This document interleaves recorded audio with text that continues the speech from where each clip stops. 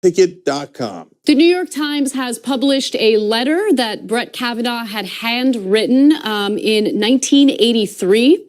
In fact, this is in June of 1983. He wrote a two-page letter to 7 of his friends regarding Beach Week and the condo rental for that week of celebrations, I guess. Anyway, so we read through the letter, and there are 2 things that I want to point out to you that I think are relevant to the discussion. Now, again, during the hearing involving Brett Kavanaugh and Dr. Blasey Ford, Kavanaugh downplayed his alcohol use quite a bit. And apparently in this letter, he wrote, whoever arrived first at this condo should, quote, warn the neighbors that we're loud, obnoxious drunks with prolific pukers among us, advise them to go about 30 miles. So this again, look, dude, you want to party in Ocean City, Maryland back in 1983. Have at it, Hoss. Nobody cares about that.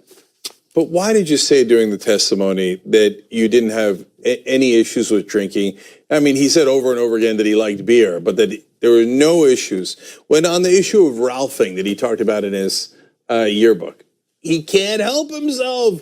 I had a sensitive stomach, and you know, whether it was alcohol or maybe spicy food. Dude, it wasn't spicy food. You drank to excess and you puked all the time. Now, like if you had just told the truth, this letter would be irrelevant.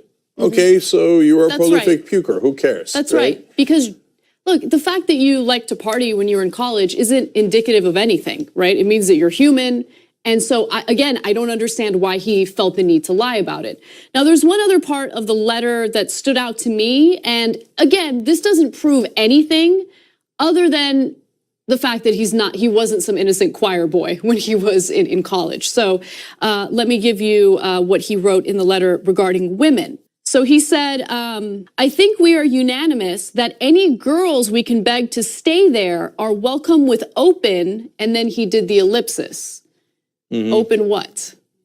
So, okay. I mean, I guess that's up for interpretation, but I would interpret that as we would welcome them with open legs. Or zippers or something along those lines. Look, they're young guys trying to hook up. If you're just trying to hook up, right, nope, we get it, no problem, etc.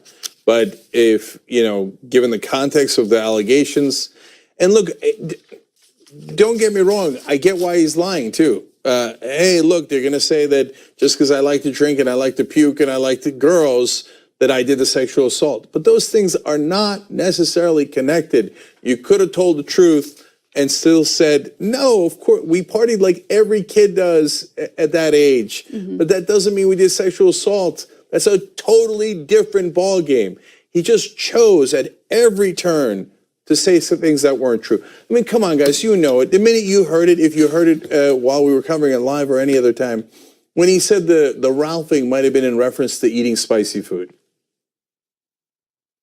So if you're the guy who's defending him for, come on, he went to Maryland, he partied, who cares, right? You are also the guy who knows that Ralphing is referring to puking when you're drinking, not because, ooh, I had a little bit too much Cajun food. I know, it's... Come on. The guy, he does it over and over again. If you're a Republican, you told us how important perjury was and how you had to impeach someone because of perjury. This is not about impeachment. This is about, hey, are you the one guy out of 330 million people in the country that we should put on the Supreme Court? Does he really pass that test with this endless series of nonsensical lies? On the go?